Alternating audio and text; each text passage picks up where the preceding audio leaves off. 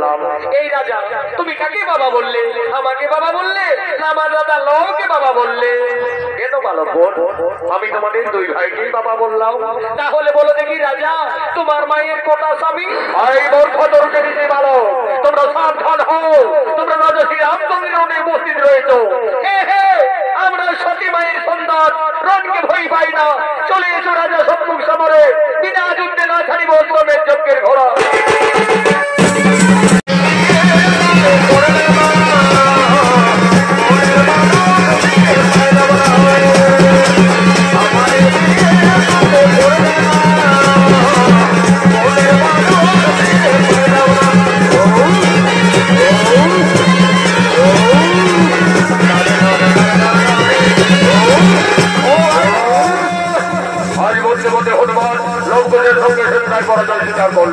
আজ লঙ্কোষ বাহুবলে হনুমানকে বন্দী করলেন তপবনের বৃক্ষডালে। এমন সময় উপস্থিত হয়ে যায় ভরত শত্রুঘ্ন। এই বালক, আমাদের অন্তকে তোমরা এই তপবনে বন্দী করিলে কেন? মুক্তি করে দাও, না হলে রণের জন্য প্রস্তুত হয়ে যাও। হ্যাঁ, আমরা প্রস্তুত আছি, চলে এসো, দেখি না হারে আর কে জিতে।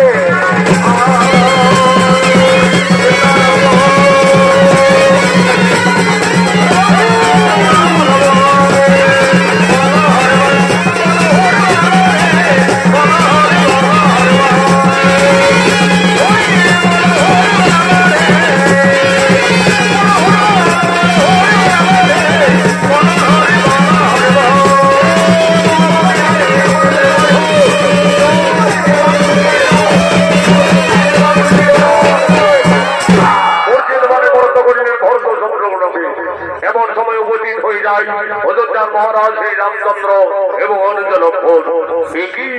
আজ তপবনে পরাস্ত করেছে আমার দুই ভ্রাতা ভরত শত্রুঘ্নকে। আজ পরাস্ত করে বন্দী রেখেছে পবন পুত্র বীর হনুমানকে, বন্দী করেছে আমার অশ্বমের যজ্ঞের ঘোড়াকে। কেমন শক্তিশালী দুই ঋষি বালক। কে বাবা তোমরা? আমরা সতী মায়ের সন্তান, গুরু বাল্মীকি শিষ্য, দুই ভাই লবকুশ। লবকুশ, দেখো লবকুশ, এই ঘোড়াকে তোমরা বন্দী করে ভুল করেছো, এই ঘোড়াকে তোমরা মুক্তি করে দাও বালক। তাহলে তুমি এই অযোধ্যার মহারাজ শ্রী রামচন্দ্র? হে বালক, তোমাদের অনুমান সত্য, আমি অযোধ্যাপতি ত্রিলোকজয়ী রাজা শ্রী রামচন্দ্র। রাজা, ওই ঘোড়ার কপালে লেখা রয়েছে এই ঘোড়া যত দূর যাবে তত দূর অযোধ্যার সীমানা বলে পরিচিত থাকবে। হে বালক, তোমরা তো ঠিকই বলেছ, এই ঘোড়া সামান্য সাধারণ ঘোড়া নয়, আমার অশ্বমের যজ্ঞের ঘোড়া।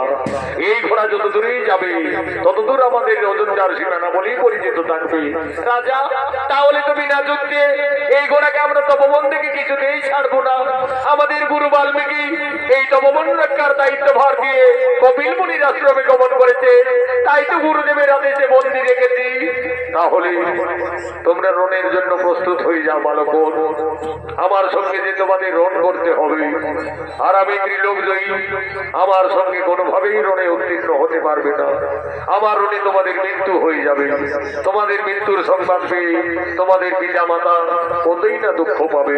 দেখো বালক, তোমরা অবোধ বালক, কোন ঋষি পুত্র, কে তোমাদের পিতা, কে বা তোমাদের মাতা? আমরা তো আমাদের পিতার নাম জানি না, এইটুকু জানি আমরা সতী মায়ের সন্তান, দুই ভাই লবকুশ। লবকুশ, তোমরা তোমাদের পিতার নাম জানো না? আমি কিভাবে এই অবধ বালকদের সঙ্গে রণ করতে পারি? দেখো লবকুশ, তোমরা আমার পুত্র সম, একবার আমায় পিতা সম্বোধন করো, আমি পুত্র ভেবে তোমাদের ক্ষমা করে দেব। এই রাজা, তোমাকে আমরা বাবা বলতে যাবো কেন? তুমি আমাদের বাবা বলে না দেখছি। শান্ত হো বালক, আমি যদি তোমাদের বাবা বলি তাহলে বিনা যুদ্ধে আমার এই অশ্বকে মুক্তি করে দেবে তো? তা না ওই পরে দেখা যাবে, আগে বলে দেখো না। আচ্ছা বালক, আমি না হই তোমাদের বাবাই বললাম। এই রাজা, তুমি কাকে বাবা বললে? আমাকে বাবা বললে না আমার দাদা লওকে বাবা বললে? কেন বালক, আমি তোমাদের দুই ভাইকেই বাবা বললাম। তাহলে বলো দেখি রাজা, তোমার মায়ের কোটা স্বামী? এই মূর্খ তরুণের যে বালক, তোমরা সাবধান হও, তোমরা রাজা শ্রী রামচন্দ্রের অনেক উপস্থিত রয়েছ। হে হে, আমরা সতী মায়ের সন্তান, রণকে ভয় পাই না। চলে এসো রাজা সম্মুখ সমরে, বিনা যুদ্ধে না ছাড়িব শ্রমের যজ্ঞের ঘোড়া।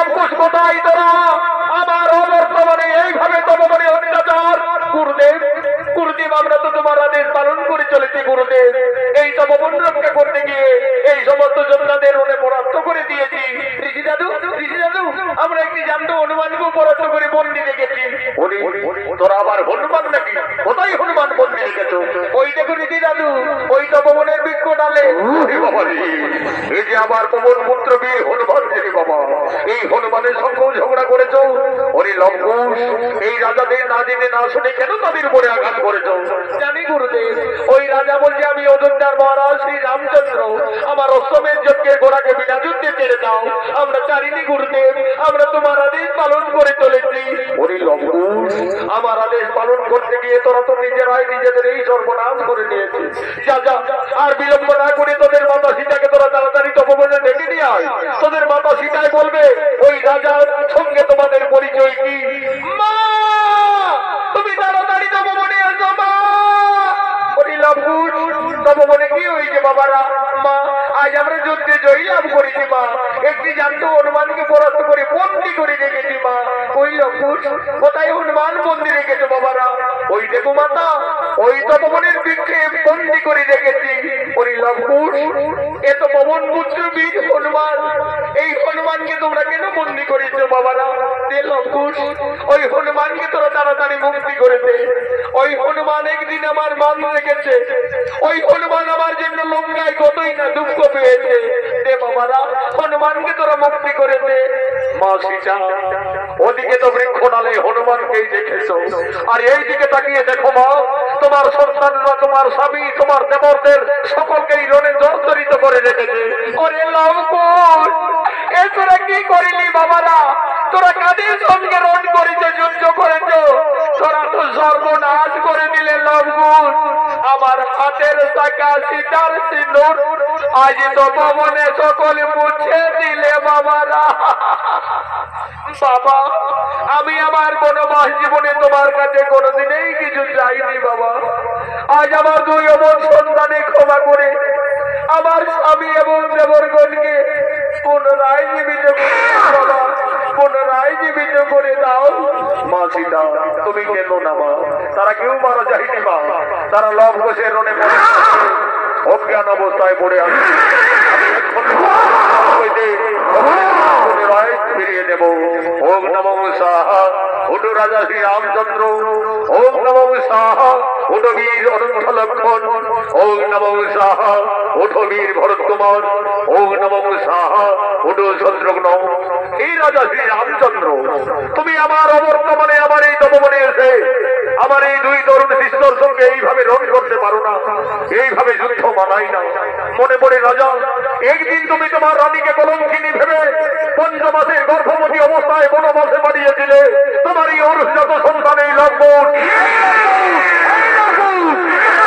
শুনে দাও দেখো যাদের সঙ্গে তোমরা ঝগড়া করছো মারামারি করছো তাদেরকে তোমরা চিনো না জানো না তারা তোমাদের এই বংশের লোক সম্পর্কে সকলেই তোমাদের কাকা আর যে রাজার সঙ্গে তোমরা রণে জর্জরিত ওই রাজা শ্রী রামচন্দ্র হলো তোমাদের জন্মদাতা পিতা গুরুদেব ওই রাজা আমাদের জন্মদাতা পিতা এই লবকুশ তোমরা তো রাজপুত্র যাও তোমাদের ভুল স্বীকার করে করজোড়ে তোমাদের পিতার কাছে দুই ভাই ক্ষমা দিয়ে নেমে যাও পিতা পিতা আমাদের ক্ষমা করে দাও পিতা আমরা ভুল করে রণ করেছি ওরে লবকুশ আজ আমার মনে পড়েছে আমি যেদিন রাক্ষস কুল বিনাশ করে লঙ্কার থেকে আমার সীতাকে অযোধ্যায় ফিরিয়ে এনেছিলাম সেই দিন রাবণের মাতা নিকোষা কেঁদে কেঁদে আমায় অভিশাপ দিয়েছিলেন বলেছিলেন ওরে রাজা রামচন্দ্র আজ যেমন আমাকে পুত্র সঙ্গে কাঁদতে হচ্ছে আমিও তোমাকে অভিশাপ দেব তুমিও ত্রিলোক জয়ী হলো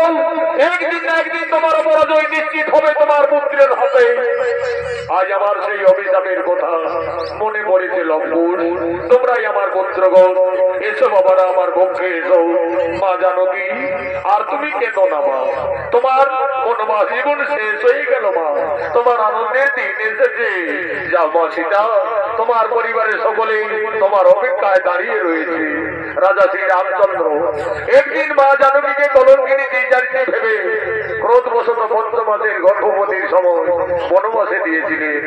ঋষি বাল্মীকির আশীর্বাদে ফিরে পেলেন তার স্ত্রী পুত্রদের। আনন্দ হয়ে গেল। জয় জয় করে রাম ভক্ত বীর হনুমান বলছেন, বলো বলো সীতাপতি রাজা শ্রী রামচন্দ্র কি।